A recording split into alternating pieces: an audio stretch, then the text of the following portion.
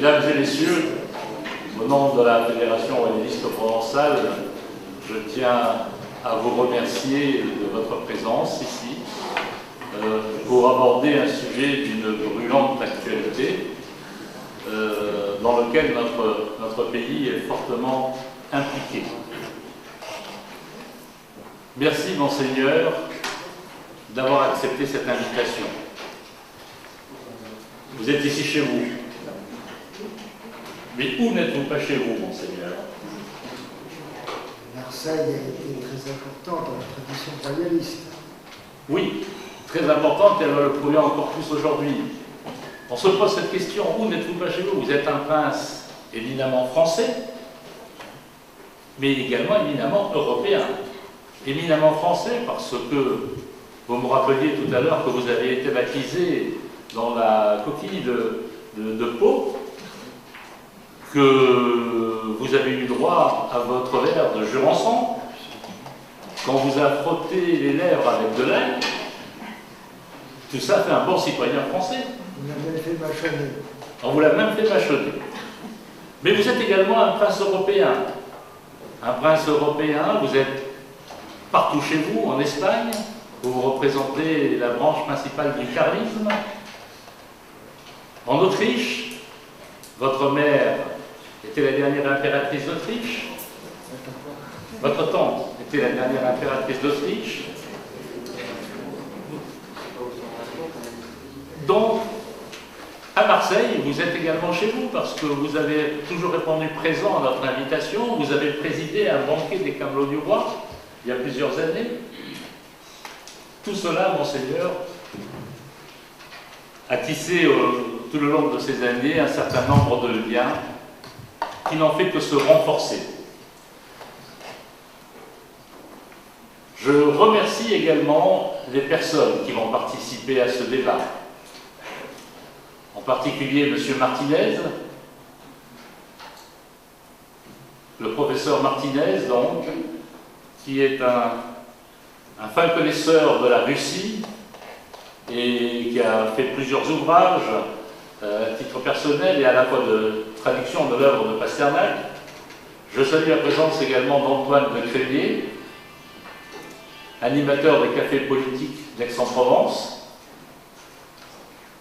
qui vont vous poser tout à l'heure des questions à la suite de votre conférence. Et puis je remercie un jeune Aixois, Pierre-Charles Darbez, qui va vous poser également des questions.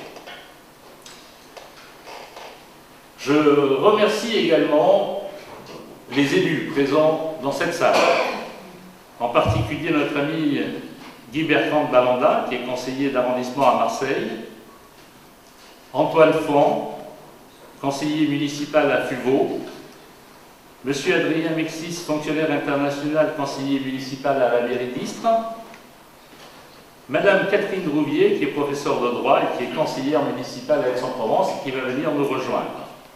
Je salue également la présence des présidents d'associations, en particulier Michel Franceschetti du CRAF. Et puis je rappelle pour nos amis qu'ils pourront trouver une table de librairie à l'issue de la conférence. Monseigneur, nous allons vous écouter avec beaucoup d'attention. Et je vous remercie encore une fois, je renouvelle mes remerciements au nom de l'Union provinciale pour tout ce que vous nous apportez. Mon cher docteur, la première personne qui doit être remerciée, c'est vous-même, qui avez toujours eu la grande générosité de m'accueillir dans cette capitale avec l'enthousiasme de la personne qui croit, qui espère et qui peut aussi expliciter bien des événements et bien des éléments des personnalités de chacun. Je suis aussi très heureux de connaître M. Martinez, qui m'inquiète beaucoup parce qu'il connaît infiniment mieux que moi la situation russe, et donc je suis sûr qu'il saura présenter l'affaire avec beaucoup de talent que je ne saurais le faire. Je serai très heureux d'exprimer mes impressions pour qu'il me réponde par ses résolutions. Je salue aussi toutes les personnes qui ont bien voulu me reconnaître dans les quelques années où avant mon accident j'étais un peu plus fréquent parmi vous. J'ai bien l'intention de venir vous faire subir ma présence à partir de maintenant un peu plus souvent. Il faudra tout de même que vous preniez beaucoup de patience avec moi. Effectivement, le docteur m'a demandé de m'exprimer un peu sur quelques expériences de déplacement que j'ai fait les dernières années, malgré ma boiterie momentanée, et particulièrement des questions qui m'ont motivé dans l'espace russe et dans l'espace de l'Est en général.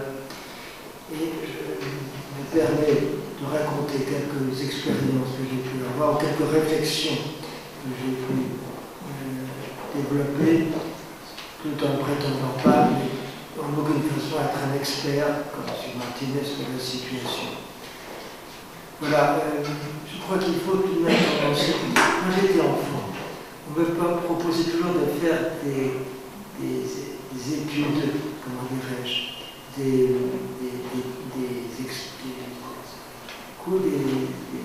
déclarations de principe par une introduction à un corps du sujet entre un point et une conclusion. Vous n'entendrez pas ni l'introduction, ni le corps du sujet entre un point, ni la conclusion. Je parlerai d'une façon un peu empirique de ces impressions et des expressions que j'ai pu en tirer. En réalité, comme nous parlons de déplacement et de voyage, je suis consacré depuis quelques années beaucoup plus à l'ancien empire espagnol de l'Amérique latine et depuis quelques années au monde slave qui m'intéresse au plus haut point. Les aventures de la Russie et des pays ex-satellites depuis quelques années devraient nous attacher beaucoup plus vers une réflexion qui est celle de l'Occident dans son sens le plus historique et le plus spécifique. Et je pense qu'il faut revenir à l'Occident quand on pense à l'exemple qu'on peut donner et au secours que nous pouvons apporter vis-à-vis des pays qui nous donnent très souvent, je parle des pays de l'Est, des exemples de valeurs que nous avons perdues trop souvent. Puisqu'il s'agit de parler de l'Est, que je vais répéter cette fois-ci, je dirais que ma premier mouvement de sympathie pour la Russie a été enfantin. J'avais 8 ou 10 ans quand j'ai lu, comme vous tous, Michel Strogoff, et depuis Michel Strogoff, j'ai aimé la Russie. Évidemment, il a fallu que j'apprenne que la Russie n'était plus celle des tsars, du moins pour le moment, et que Michel Strogoff était écrit par un remarquable auteur français, Jules Verne, qui n'avait d'ailleurs jamais été en Russie, c'est une erreur de ma part. Mais son romantisme était tellement prononcé qu'il a découvert par intuition ce qu'était la Russie, et Michel Strogoff reste une figure éminemment sympathique d'une Russie qu'il n'a peut-être pas connue, mais qu'il a supputé et qu'il a finalement redéfini. Après Michel Strogoff, les années ont passé, c'était encore l'Union soviétique, et dans les années, il y a une vingtaine d'années, on m'a demandé d'aller en Russie soviétique, à l'époque encore, pour un certain nombre de raisons. J'y ai été accompagné de personnes qui étaient un peu en mission comme moi, et on m'avait demandé de rencontrer quelques généraux russes, quelques amiraux russes, et aussi quelques figures de la diplomatie russe. Je parle du temps de Gorbatchev au début de sa carrière. Alors, nous étions en train de préparer la visite à un diplomate qui nous avait été proposé, qui à l'époque était directeur au ministère des Affaires étrangères, directeur des questions relevant de l'Europe occidentale. Et nous étions en train de nous complaindre à l'avance avec cette personne qui m'accompagnait, en pensant que nous allions découvrir une sorte de crochet bis qui nous taperait sur la chaussure sur son pupitre, et que ce serait un peu folklorique, mais pas toujours très agréable. Nous arrivons au quai d'Orcérus et nous découvrons une personnalité remarquable, charmante, intelligente, d'une culture extrême, d'un raffinement que nos diplomates ont beaucoup perdu, je dois dire, du côté de la France, et qui a été pour nous une surprise absolue et totale. Beaucoup plus tard, il est devenu ambassadeur là-bas.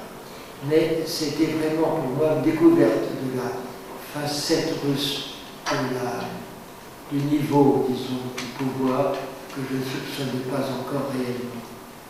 Ensuite, j'ai été rencontrer quelques généraux, donc Liebel, qui a été vraiment une figure très attachante pour moi. On m'avait décrit Liebel comme quelqu'un de brutal, un peu brut de décoffrage. Alors il avait effectivement une taille remarquable, il en imposait par sa taille, mais nous avons tout de suite eu, lui et moi, un contact immédiat, avec le traducteur quand même interposé, immédiat qui a perduré dans le temps jusqu'à sa mort. Il est mort d'un accident d'hélicoptère, mais la conversation que j'ai eue avec lui, les conversations que j'ai eues avec lui, m'ont beaucoup appris sur l'état de l'armée russe et sur les valeurs que certaines traditions étaient maintenues, même du temps de l'armée soviétique et même du temps de l'Union soviétique. Ensuite, j'ai rencontré certains animaux. Alors là, c'était amusant, je vous raconte un peu folklorique, parce que on devait faire cette visite de façon assez, sinon officielle, du moins assez décorative, et je devais arriver depuis l'hôtel où j'étais dans une voiture tout à fait décorative pour rencontrer les 4 amiraux qui étaient destinés, si j'ose dire. Alors j'avais réservé une ZIS ou une ZIL, je ne sais pas me rappeler lequel des deux voitures était la plus importante. Et j'étais à l'époque, je m'étais installé à l'hôtel du Patriarcat. Un bel hôtel très sympathique, avec une vue magnifique sur les coupoles en face, enneigées, c'était tout à fait romantique et superbe. Enfin bon, j'arrive dans la voiture qui m'était destinée, et cette foutue voiture, nous trouverions mieux que de se planter dans la neige, et nous ne pouvons pas arriver dans les circonstances un peu décoratifs que j'avais prévu, que j'avais espéré. C'était une espèce de taxi qui m'a récupéré de façon un peu malencontreuse et qui m'a amené au ministère de la Marine, qui avait fait très bien les choses. Nous étions encore dans l'époque soviétique. Il avait fait très bien les choses. Ils avaient mis un certain décor à cela. Dans l'escalier, sur chaque marche, il y avait un marin, sur chaque palier, un officier de marine. Nous arrivions au bureau de la nouveauté, où m'attendaient ferme les 4 amiraux, au début très rigide, discutablement, parce qu'on m'avait expliqué en tout cas, on m'avait expliqué que lorsque l'on pratiquait une visite non pas officielle, je n'étais pas officielle, une visite un peu, disons, reconnue, on devait s'expliquer par une introduction assez prolongée sur la raison de votre présence. Et c'était un monologue, pas un dialogue. Et ensuite, le dialogue s'enclenche. Alors me voilà planté devant les 4 amiraux, en train de penser que l'introduction devait quand même être limitée dans le temps et qu'un quart d'heure devait paraître bien suffisant pour m'expliquer devant eux. Donc j'ai pensé que 10 minutes étaient aussi assez suffisant. Au bout de 10-15 minutes, j'arrête mon monologue. Et eux ne répètent pas, parce que je n'ai pas fait les 15 minutes depuis 20 minutes. Sur quoi j'ai dû recoudre mon introduction, et à ce moment-là, la réponse a été parfaite, et la relation est devenue extrêmement sympathique, et avec certains amiraux, dont Mirka Sapin, que j'ai revu beaucoup par la suite. Donc il y avait déjà un rapport assez intéressant avec le sens du décor et de l'histoire, même du temps de l'Union soviétique. Par la suite, évidemment, les temps ont changé, mais encore à l'époque soviétique, ou la fin de celle-ci, de cette époque, je me retrouvais sur la côte d'Azur, comment s'appelle cette rade où la marine peut s'installer? Sébastopol. Hein? Sébastopol. Non, non. Constance. Villefranche. Ah, Villefranche. C'est entre Villefranche. m'installer aux États-Unis de Villefranche, dans la maison d'un ami banquier, accompagné à l'époque du prince Dimitri Romanov, qui est un ami et sa femme aussi. Et nous nous trouvions très confortables quand un téléphone sonne, c'est l'ami Rakasatanov, qui je ne sais pas comment a découvert où j'étais, les services secrets russes sont très respectables, et m'a téléphoné pour me dire qu'il était entré avec sa flotte, sa flotte c'est son vaisseau, et qu'il voulait m'inviter à dîner. Alors je lui ai dit que je serais très heureux de dîner avec lui, mais il y avait un problème, c'est que j'étais dans une maison avec le prince Dimitri Romanov. Vous pourrez d'ailleurs plus tard reprendre le titre de grand-duc, ce qu'il n'a pas fait. Et que donc, quand j'étais avec un Romanov, ça m'était difficile d'aller dîner dans un bateau soviétique. Alors évidemment, il y a comme un silence de côté Kasatanov.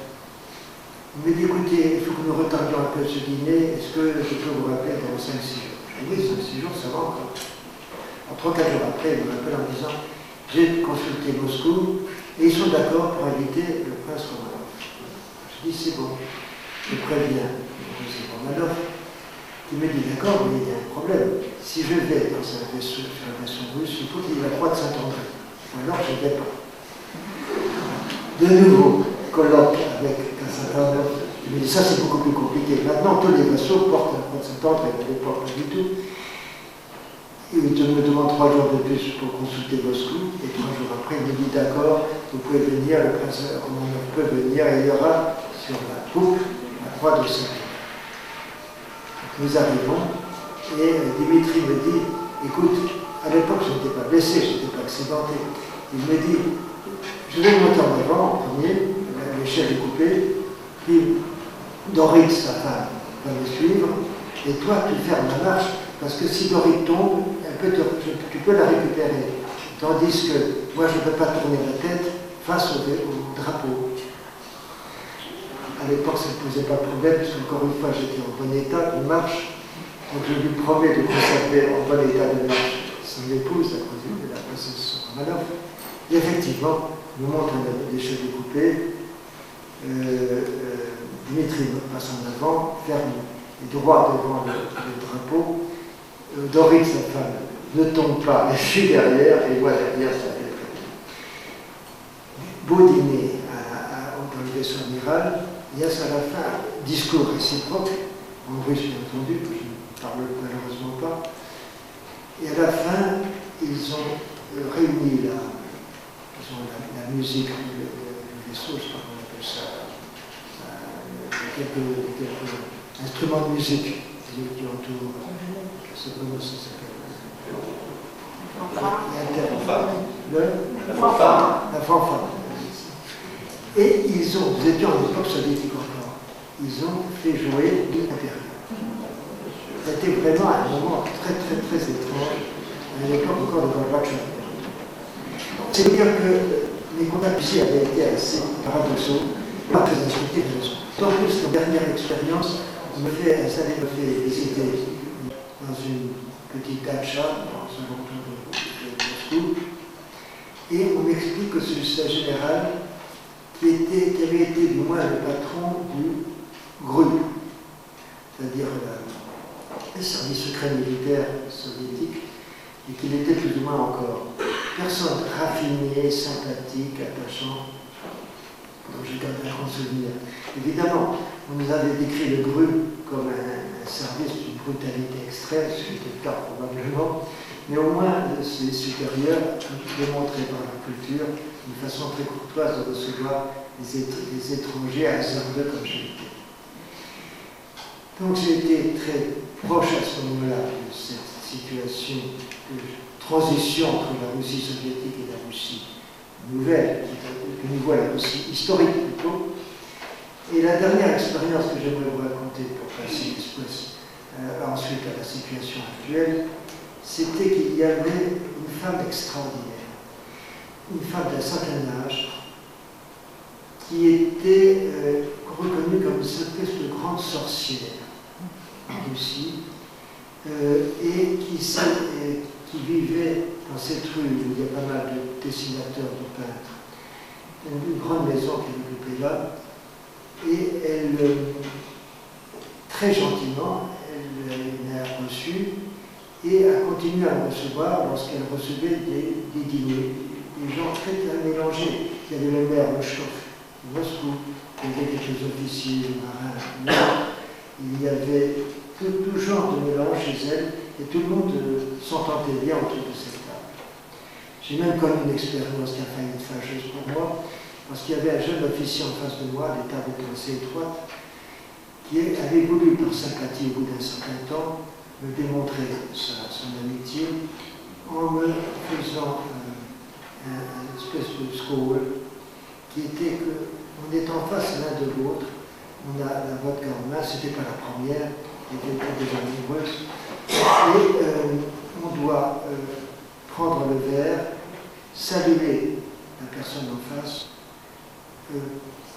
le saluer avec le verre sur la paume de la main, pas évident, surtout qu'on a bu pas mal avant.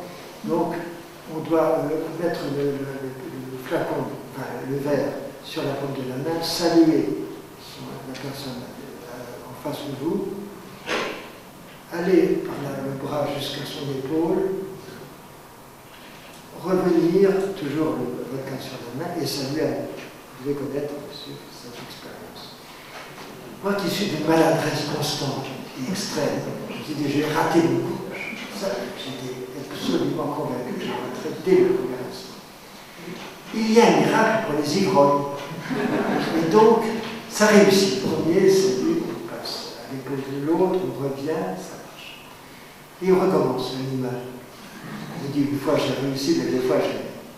Si, ça a réussi une deuxième fois. Une troisième fois. Et là, je suis foutu. Non, encore, j'ai réussi mon coup, lui, bien entendu aussi.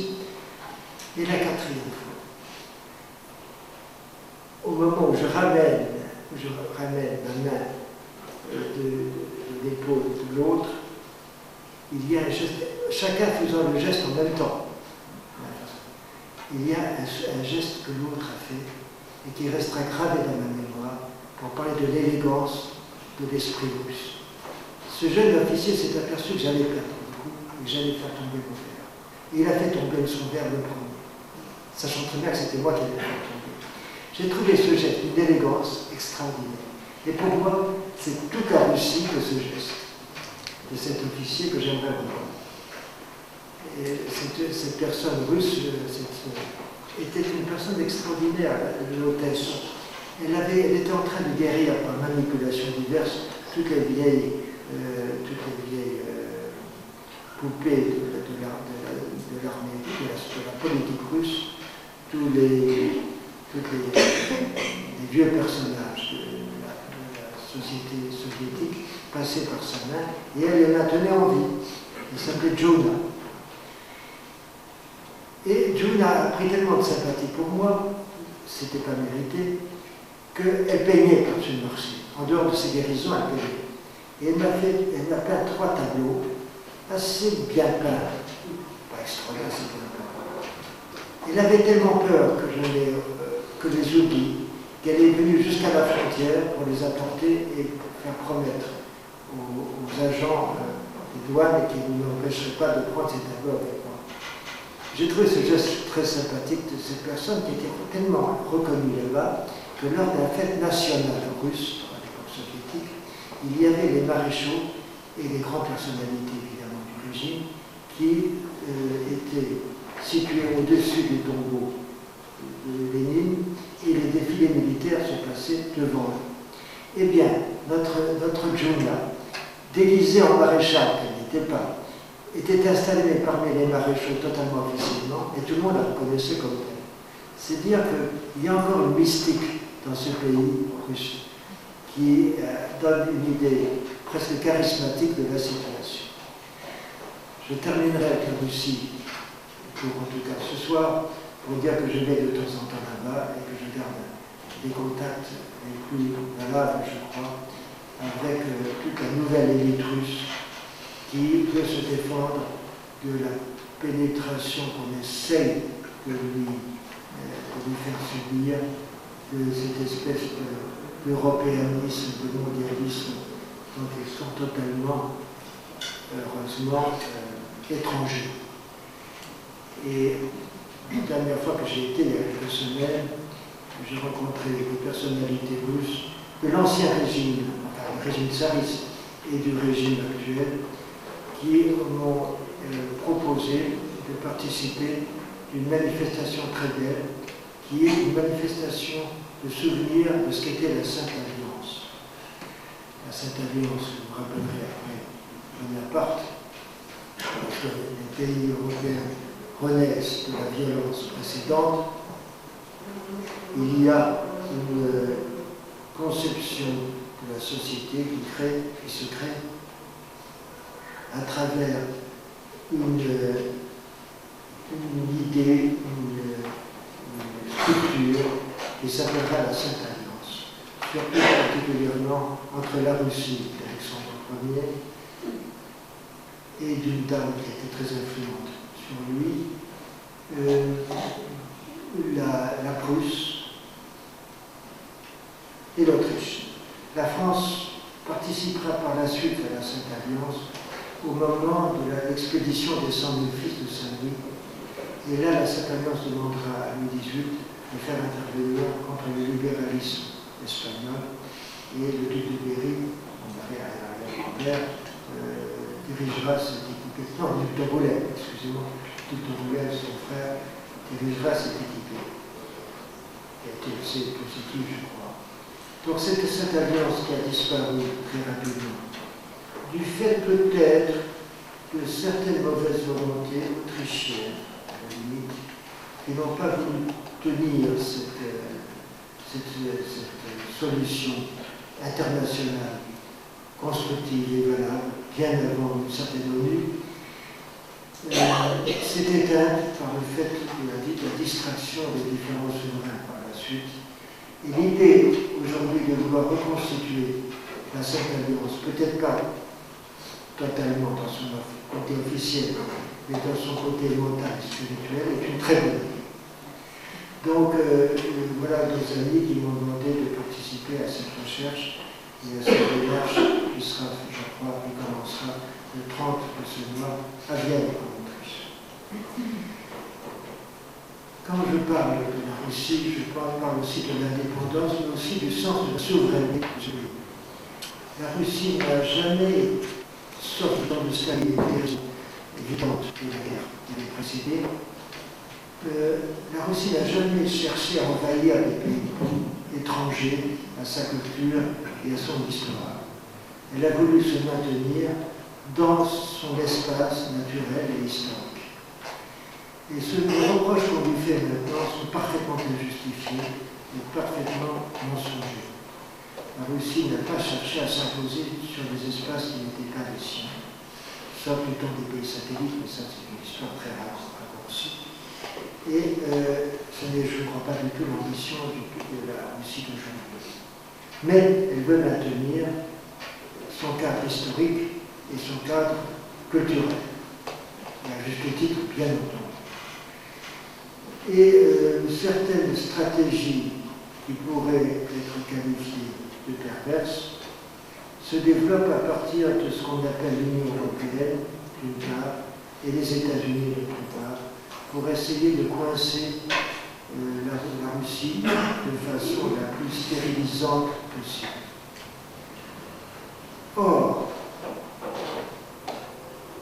la Russie a été victime depuis les années 1880-90,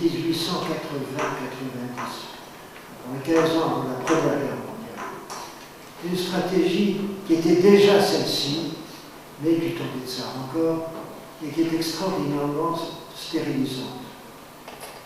L'Angleterre, dans les années 80-90, s'est aperçu que deux pays européens, l'Allemagne de Guillaume II et la Russie de Stolypine, enfin de Nicolas II, mais de Stolypine particulièrement, étaient en train de développer une dynamique industrielle très importante.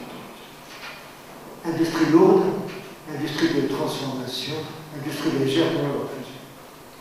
Et cela inquiète beaucoup l'Angleterre. L'Angleterre, jusque-là, régnait commercialement sur toutes les mers. Et elle considère que si la dynamique industrielle de l'Allemagne et de la Russie se développe encore, ces deux pays seront amenés à développer une marine commerciale tout aussi importante pour exporter les produits de ces industries. Et ça, l'Angleterre n'en veut pas. Et l'Angleterre, à partir de ce moment-là, combattra économiquement la Russie par toutes les stratégies diverses. Nous sommes dans les années 200 et elle fera tout pour stériliser la Russie dans ses extérieurs. La Première Guerre mondiale sera due à ça, en grande partie.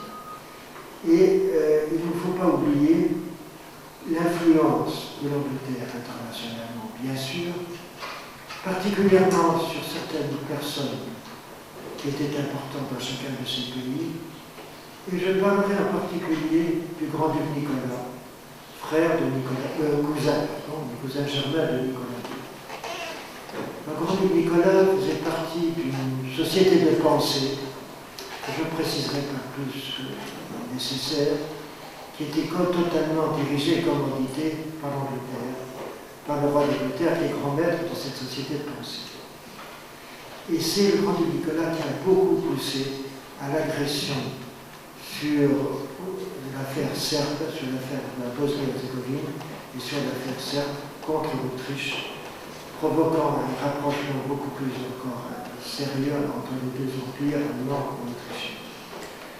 Indiscutablement, l'affaire serbe qui terminera évidemment par, et que se conclura par l'assassinat de l'archiduc François Ferdinand, est due à une stratégie non pas de la Russie, mais du grand-duc Nicolas, qui était quand même généralissime, erreur de l'armée à l'époque, et qui poussera beaucoup à cette tension sous prétexte serbo-bosniaque, cette tension qui amènera la guerre de 14.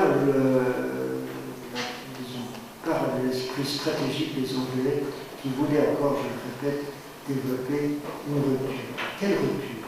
Une rupture entre les deux pays dangereux pour elle, l'Allemagne et la Russie. Parce qu'évidemment, on ne peut pas s'attaquer à deux pays aussi importants en même temps. Donc, on inventera une division, une tension, plus que cela, une stratégie de guerre entre ces deux pays, pour pouvoir détruire ces deux pays par cette même guerre qui serait montée contre vis-à-vis de ces deux pays.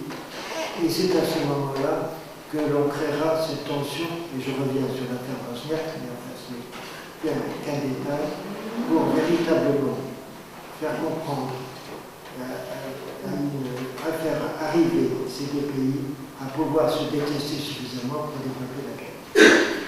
Et alors que ces deux pays n'avaient aucune raison de se faire la guerre, il y avait longtemps de naturel et historique entre les deux. Pierre le Grand avait beaucoup connu la dynamique hollandaise et allemande, et indiscutablement ne pensait pas du tout à une guerre avec une Allemagne qui n'existait d'ailleurs pas encore à ce moment-là. Et cette tension très récente est totalement activée, dynamisée par l'Angleterre pour amener véritablement cette guerre mondiale qui sera catastrophique pour nous tous, pour l'Occident entier. Il y a donc déjà cette politique, cette stratégie anglaise qui s'est dit avant la guerre de 14. Et cette affaire amènera ces deux pays à leur propre destruction, et l'Angleterre, rejointe immédiatement par les intérêts américains, sera bénéficiaire de cette situation après la guerre de 14.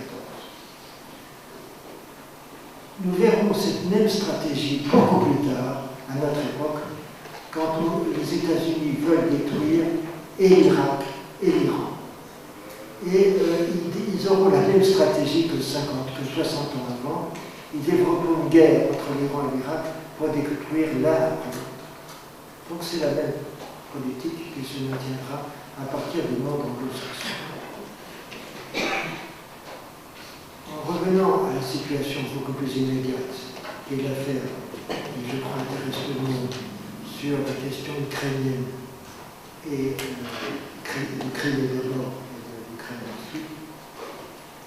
Je crois que la Russie reste toujours victime de cette même stratégie de vouloir la coincer en la coinçant, l'empêcher de respirer et en l'empêchant de respirer, l'empêcher d'exister internationalement.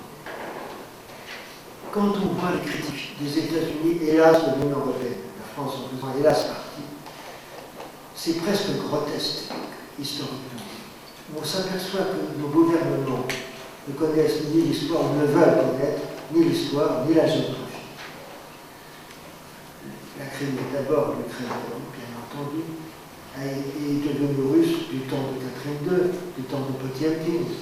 Et indiscutablement, ça fait quand même 300 ans que l'Ukraine et que la Crimée étaient devenues russes intégralement. Mais bien avant tout cela, bien avant cette époque, c'est depuis Kiev que la Russie se constitue. C'est le prince Vladimir qui était de Kiev qui va pénétrer cet espace du Nord, qui deviendra la Russie et qui inventera la Moscovie. Donc, nous sommes déjà, l'Ukraine est déjà, comment dire, la source, la racine de la Russie. Vouloir séparer la Russie de l'Ukraine, c'est un crime contre nature, si je peux dire. Et bien entendu, elle sera réactivée bien après les influences musulmanes, encore une fois, par Potiomkin et par Catherine II. Mais je ne peux pas oublier non plus que j'ai quelques raisons à défendre cette position, parce que je descends, certes depuis le XIIe siècle, je descends d'Anne de Kiev, qui a épousé Henri II. Donc, c'est ce mauvais prétexte que je suis très ami d'une Russie ukrainienne ou d'une Ukraine russifiée, re-russifiée. En tout cas, nous en sommes là. Les États-Unis, la France, l'Union européenne développent une stratégie d'insulte contre la Russie, grossière, absurde. Nous avons l'indécence d'envoyer 3 petits avions, 4 petits avions dans l'Est pour prétendre protéger la Pologne et les pays baltes. Vous imaginez combien ça compte pour le régime russe, les petits avions français. Enfin, nous faisons tout pour provoquer l'irritation légitime d'un pays qui a été très longtemps notre ami. Et je crois que ce comportement, qui n'a pas d'importance militaire ou stratégique, a une importance psychologique grave. La Russie va comprendre qu'elle ne peut pas compter sur nos régimes qui font tout pour pouvoir la distancer, tout pour pouvoir l'étouffer, tout pour pouvoir la réduire. Et ça, il est normal qu'elle n'accepte pas cette situation, alors qu'elle renaît après ces 70 ans d'écrasement idéologique, et c'est admirable. Cette Russie qui a connu 70 ans d'écrasement idéologique, 3 générations d'écrasement idéologique, voir se ressourcer l'esprit, la culture de la Russie, la réserve spirituelle, la spiritualité de la Russie, admirablement, c'est véritablement admirable. Nous ne sommes pas relevés de la Révolution française. Elle, la Russie, s'est relevée de sa révolution russe et de son régime soviétique. Et c'est l'exemple, si je veux dire, que je donne ce pays et qui fait qu'il est pour moi un objet d'admiration et d'espérance. Cette espérance qu'il veut maintenir pour lui, pour ce pays, il nous l'offre à nous. C'est ce pays qui va nous permettre de pouvoir peut-être reconstruire notre espérance à travers l'exemple et les références qu'il nous donne, et malgré les critiques que nous lui adressons. Je pense que c'est une occasion assez exceptionnelle de considérer que la Russie ressourcée peut être aussi pour nous non seulement un exemple, mais surtout une valeur stratégique qu'on ne peut en aucune façon mépriser. J'ai toujours pensé que dans l'Europe d'alors, dans l'Occident d'alors, cet Occident, cette Europe était protégée par 2 cuirasses. La cuirasse de l'Est, qui était la Russie, la cuirasse de l'Ouest que nous représentions, la France. parce que plus à l'ouest de la France, c'est l'adversaire, c'est l'ennemi. Je ne préciserai pas lesquels. Et je pense que nous avons représenté très longtemps pour l'Europe et pour l'Occident ces deux cuirasses, la cuirasse de l'Est et la cuirasse de l'Ouest. La Russie la retrouve, elle reconstitue cette cuirasse, et nous, pas. Bien au contraire, nous essayons de les réduire, de la réduire dans sa qualité, dans son espérance, dans sa qualité d'État fort et d'État exemplaire. J'ai l'impression que l'affaire ukrainienne va se développer, bien sûr, de façon assez stratégiquement bien réfléchie par M. Poutine, et que, sauf erreur de ma part, la Russie ne va pas se placer géographiquement l'armée russe à l'intérieur, qu'elle va peut-être animer la résistance pro-russe de l'ensemble de l'Est ukrainien. J'ai bien dit l'ensemble de l'Est ukrainien, parce qu'on oublie encore autre chose de la géographie et de l'histoire. L'Ouest ukrainien n'a pas été depuis très longtemps pro-russe pour une raison, c'est que c'était la Galicie. La Galicie qui était autrichienne, sous autorité autrichienne, et donc cette Galicie qui correspondait à un rite uniat, uniat avec Rome, un rite déjà reconnu par Rome, a été très, comment dirais-je, tutée, a connu la tutelle pendant très longtemps de l'Empire d'Autriche et de François Joseph. Et je donnerai encore l'image d'un rapport entre la Russie et l'Autriche dans les années 1860 et quelques, lorsque 1848, 1850 lorsque le mouvement libéral s'étend dans toute l'Europe alors, en Russie bien sûr, d'où le risque octobriste, et en Autriche et Hongrie, où ce libéralisme essaye de faire front au François Joseph encore jeune. François Joseph qui ne sait pas maîtriser ce mouvement de libéralisme, pas de libéralisme, pas de révolution premier, mais de libéralisme en Hongrie, fait appel à la Russie pour faire arrêter ce mouvement pseudo-révolutionnaire, libéral révolutionnaire, qui correspondait à la Hongrie du moment. François Joseph, l'armée autrichienne n'est pas bonne, elle ne maîtrise pas la situation.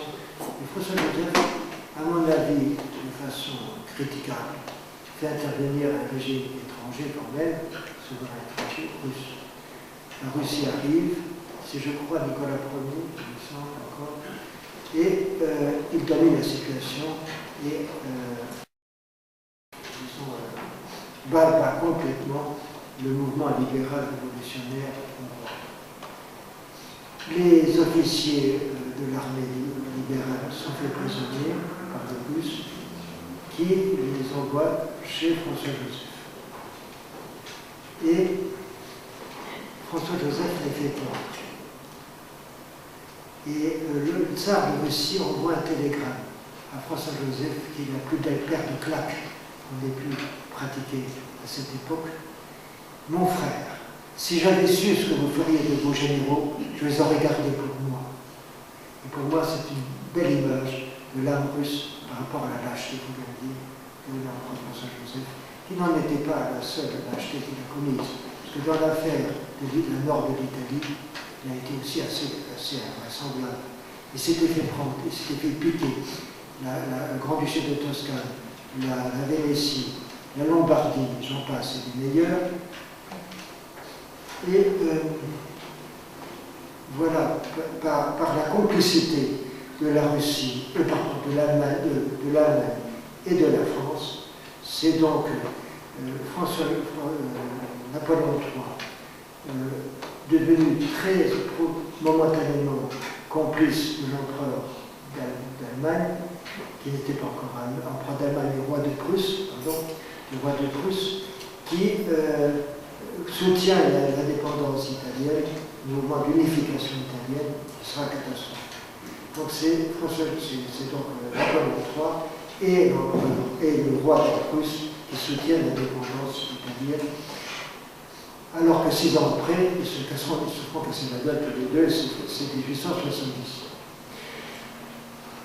À ce moment-là, l'Italie, apparemment, est perdue pour l'Autriche.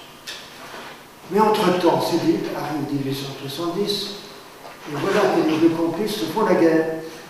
Quel moment merveilleux pour François-Joseph pour reprendre tout ce qu'il a perdu, puisque personne ne peut l'en empêcher. Il ne le fait pas. Et cette même indépendance, cette même, défaut qu'il a eu vis-à-vis d'abord de la Sainte-Alliance, dont je parlais tout à l'heure, en ne maintenant pas la Sainte-Alliance, en prétendant s'imposer en Vénétie sur la République, qui était une ancienne République de Venise, qu'il aurait dû en fait soutenir, fait que je pense que ce personnage n'a pas été très souhaitable pour le maintien de l'Autriche dans son rôle impérial. Je ne devrais pas en parler de façon si critique, parce qu'il était le parrain de mon père. Il n'en est pas moins vrai que quand même, et que je n'aurais pas dit ça devant ma tante impératrice qui le soutenait quand même. Mais je le dis devant vous, parce que personne n'est là pour me le reprocher. Toujours été plus pour terminer avec une petite impression que l'on me demande sur la Russie, sur l'Ukraine, sur la Crimée. Je pense que la Russie veut maintenir de la position qu'elle a toujours eue, ou peut-être d'une autre façon, sur un pays qui a été très longtemps le sien. Et que vouloir l'en empêcher, c'est vouloir empêcher la Russie dans sa nature profonde, dans son histoire essentielle, et ce n'est pas bien du tout. Je pense enfin que nous avons besoin, comme je le disais tout à l'heure, de la Russie pour notre propre indépendance et pour éviter que la France continue à être le chien courant de l'Angleterre et des États-Unis. Elle l'a été il y a quelques années déjà, elle l'a été en 1860. J'ai oublié de parler de la guerre de Crimée. Cette guerre de Crimée qu'avait réussi à préparer l'Empire russe, dernière croisade que nous aurions pu gagner en tant que chrétiens. Cette guerre de Crimée qui aurait dû réussir, qui allait réussir, la guerre de Crimée, pas du tout, la guerre de la Russie contre la Turquie, excusez-moi du lapsus, contre la Russie, la Russie était capable économiquement, militairement, d'écraser complètement la Turquie et d'aller jusqu'au lieu saint. Elle en avait les moyens, elle en avait la capacité, l'avenir était favorable à la victoire russe, à la victoire des pays chrétiens pour retrouver l'indépendance et la liberté et de l'Anatolie et des lieux saints. L'Angleterre, naturellement, se plante contre pour soutenir les Turcs. De toute façon, François Ier, enfin, un peu plus tôt.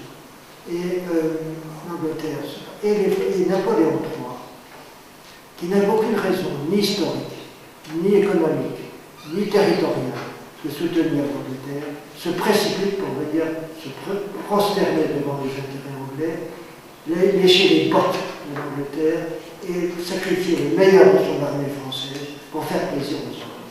C'est un rôle criminel de la part de Napoléon III. Et je dois dire que c'est une des premières fois que la France a prouvé, que les gouvernements français, pas la France, que les régimes français ont prouvé leur attachement très honteux aux intérêts britanniques. Par la suite, j'ai raconté les raisons de la guerre de 14, et nous continuons avec 40, qui provoque la guerre de 40, bien entendu. Hitler, je ne vais pas rendre Hitler innocent dans cette affaire. Mais ce qui a provoqué le déclenchement, c'est quand même encore la Pologne. Cette Pologne qui est constamment dans cette situation que je peux comprendre, il faut l'excuser. Elle est coincée entre la pression russe, qui est quand même évidemment orthodoxe, et la pression prussienne qui est tout à fait protestante. La Pologne qui est catholique, bien sûr, se trouve piégée entre ces deux pressions et réagit de façon un peu susceptible à n'importe quelle situation, tout en finalement nous provoquant des drames qui dépassera la Pologne, puisqu'ils vous arriveront chez nous. Et actuellement, cette même Pologne, qui avait été victime de l'Angleterre, parce que la droite polonaise des années 40 se réfugie en Angleterre, les militaires sont magnifiques, très courageux, polonais, se battent, se font tuer par un grand nombre d'entre eux, mais dans l'armée anglaise. Eh bien, dès que 1945 et 1946, voilà que les Angleterres les abandonnent, l'Angleterre les abandonne, les lâche pour s'accorder avec Staline contre les intérêts polonais. Donc les Polonais sont des gens charmants, sympathiques, de grands artistes, courageux, magnifiques, mais ils sont un peu masochistes quand même. Et voilà que maintenant ils continuent. Et ils se présentent comme une sorte de relais des États-Unis pour l'affaire ukrainienne, pour faire pénétrer l'affaire ukrainienne. Et là, ils ont provoqué, encore une fois, l'extinction un peu de l'influence russe en Ukraine. J'oubliais quand même une chose, puisque je parle de l'Ukraine, c'est qu'il fut une époque où la Pologne et l'Ukraine étaient totalement indépendantes et souveraines. C'était l'époque des Jagellons, la dynastie Jagellon, qui avait à cette époque une position géographique très intéressante. Nous sommes en pleine époque médiévale, bien entendu, puisqu'elle réunissait la Lituanie, la Pologne et l'Ukraine de l'Ouest. Donc cet espace était un espace assez suffisamment important pour ne pas être victime de la pression géographique que la Pologne seule connaîtra par la suite. Donc, ne nous étonnons pas si la Pologne joue l'Ukraine actuellement, elle veut revenir, je pense, peut-être aussi importante que l'a été cet espace du temps des Jagellons. N'empêche que les Jagellons ne sont plus là, que la Pologne a commis ensuite l'erreur d'une monarchie élective et que cette monarchie a été sa perte, comme toutes les démocraties, même quand elles sont monarchiques. Elle a été sa perte et qu'elle est restée coincée dans cette affaire. Et maintenant, voulant redevenir jagellonienne, elle veut se reprendre une influence en Ukraine, ce qui est une erreur, parce que je pense que l'influence de la Pologne est purement tactique, alors que l'influence de l'Autriche avait été stratégique. Ces deux espaces, ou ces trois espaces, en tout cas pour le moment, l'Autriche n'existe plus longtemps. L'Empire n'a plus évidemment le rôle qu'elle a joué quand elle contrôlait la Galicie, et on ne peut plus compter sur l'Autriche pour jouer un rôle sur la Galicie d'alors, l'Ukraine de l'Ouest d'aujourd'hui. Il y a donc, si vous voulez, on ne peut plus revenir sur l'histoire passée en référence.